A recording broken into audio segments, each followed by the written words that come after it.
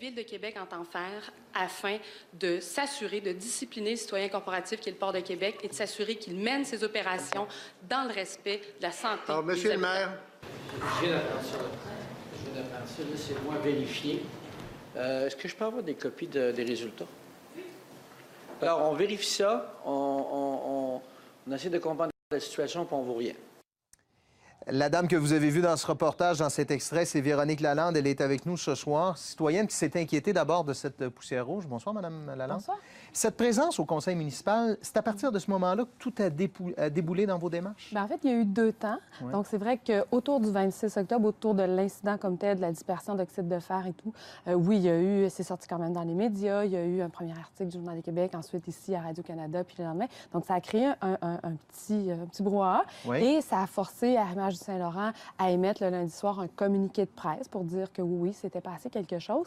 Et ensuite, c'est retombé. Je vous dirais que c'est à ce moment-là que nous, on s'est un peu questionné en se disant, mon Dieu, oui, il y a une anecdote, même si elle est grave, puis elle est d'importance, puis ça, mais il y avait quelque chose de beaucoup plus profond, il y avait quelque chose... On avait été en contact avec tellement d'informations qui, selon nous, dépassaient l'entendement sur l'accès au port, sur ce qui s'y passe et tout ça, qu'on se disait, on peut pas croire que ça va rester au niveau de l'anecdote. Selon nous, il y a quelque chose de plus important.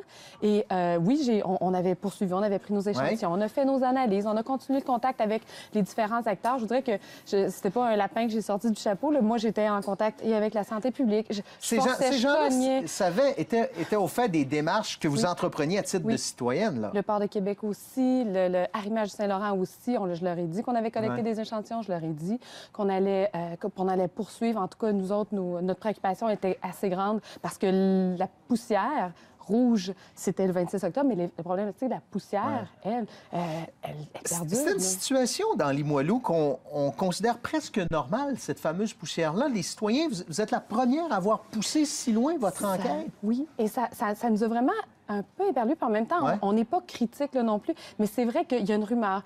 On est dans un comté on est dans un endroit très urbain.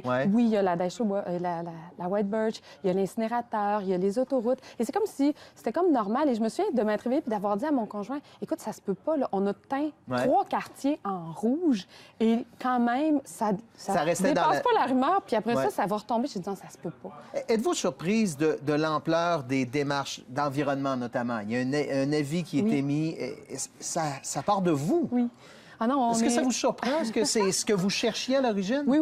Moi, je suis très contente, puis j'ai hâte que ça sorte de mes mains, là, puis de moi, puis maintenant, on prenne vraiment le temps, parce que selon moi, l'histoire, elle n'est pas autour de moi, puis de notre rue à Limoilou, mais elle est vraiment au niveau de l'impact des opérations du port sur la population, puis je suis très, très contente. Et oui, on m'avait dit, ça va prendre beaucoup de temps, vous savez, c'est très long, puis là, de voir que tout de suite, oui, on bouge, qu'après, on m'avait dit, on va vous rappeler, puis après ça, tout à coup, hier, la santé publique voulait vraiment...